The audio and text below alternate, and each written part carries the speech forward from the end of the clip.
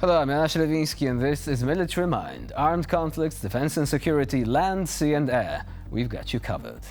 At least 6 people have been wounded after Russia launched a missile attack on Kharkiv, Ukraine's second largest city.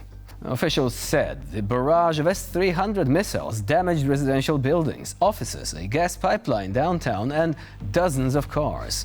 Russia, meanwhile, claims to have struck a military dormitory. Ukrainian intelligence sources are saying its drones have struck 2 Rosneft-owned oil depots in Russia's Smolensk region, west of Moscow, as well as a major steel factory in the southern Lipetsk region. Regional Russian officials say the fires broke out at the oil facilities following the attack, while a drone had come down in an industrial zone in the Lipetsk region. No additional information was released as to the extent of damage in Lipetsk. And now, let's move on to the Middle East. Lebanese Hezbollah has yet again conducted several attacks into northern Israel. No casualties or losses have been reported following the strikes. In the West Bank, the Israeli Defense Forces are still engaging Palestinian fighters across the region. In the Gaza Strip, meanwhile, clashes are ongoing in the central part of the territory. Israeli Defense Forces have pulled out their troops from the northern town of Beit Hanun and deployed 2 reservist brigades into the Strip following the completion of their training. Now, in the clip ahead, you'll see another attempt by the occupiers to break through the defenses of the 79th Air Assault Brigade and its aftermath. In the footage, Russian infantry vehicles boldly charged into the 79th zone of control, only to get a quick beatdown from the paratroopers. There were survivors, but the drones made short work of them too. Just another day on the front lines.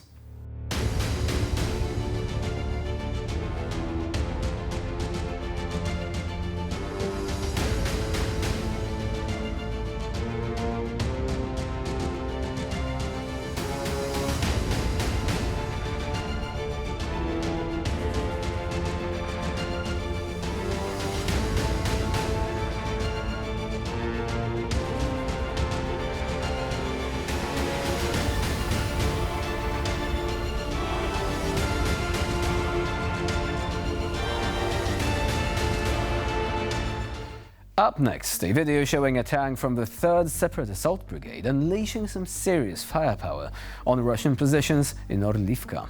From 2 clicks away, they're raining down frag and high-explosive shells, making sure the invaders know what to expect from their stay in Ukraine.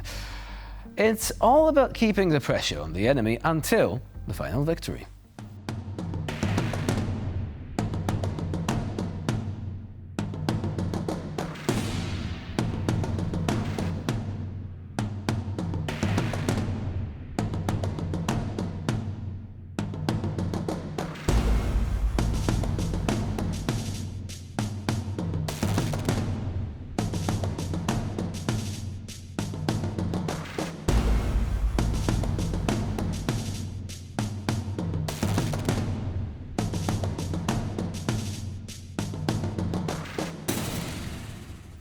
By the way, the upcoming package of equipment for Ukraine will include more Bradleys. I'm quite sure the Russians are really happy about this. Now, moving on. In the video coming up, you'll see a Mi-24 gunship swooping in at super low altitude, ready to bring some serious firepower to the battlefield. When you see one of these, you know things are about to get real intense.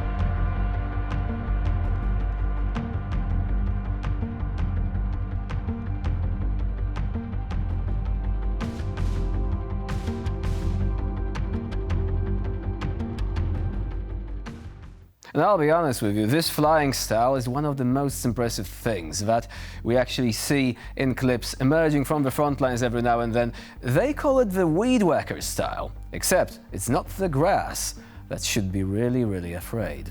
Now, the next clip you're going to see is also really something. The footage shows a Russian hiding out in a busted-up vehicle, but the truth is, he could not have picked a worse spot to hide in. You see, when you're trying to lay low, you gotta do better than that. Well, better luck next time, buddy. All props to the Ukrainians for sniffing out the Russians even when they're trying to play hide and seek in plain sight.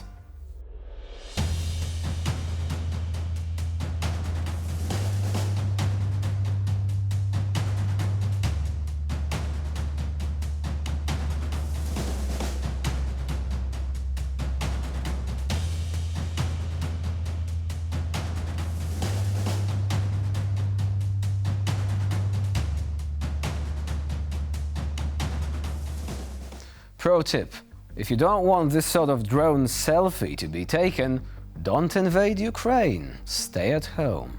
Now, moving on. Check out these shots from Krynki on the left bank of the Dnipro, or what's left of it.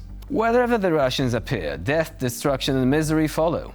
A big shout out to the Ukrainian Marines and everyone else putting in work in the rough conditions over on the left bank. It is a rough gig, but these guys are making it pretty clear to the Russians that they are not welcome over there.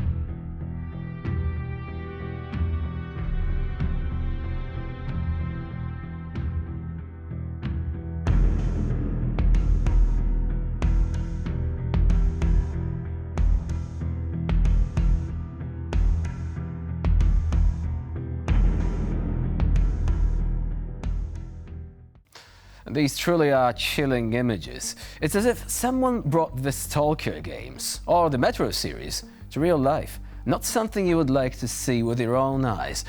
But there is also a good thing here. We've been showing these images time and time again, and this concerted effort of all people online, on television, everywhere, making it clear that, this is not a joke, this is a real war with plenty of casualties every day. Finally, this allowed the US Congress to make the right choice. So in the end, the awareness of this war has made it possible to pass the aid package. So it actually led to something positive.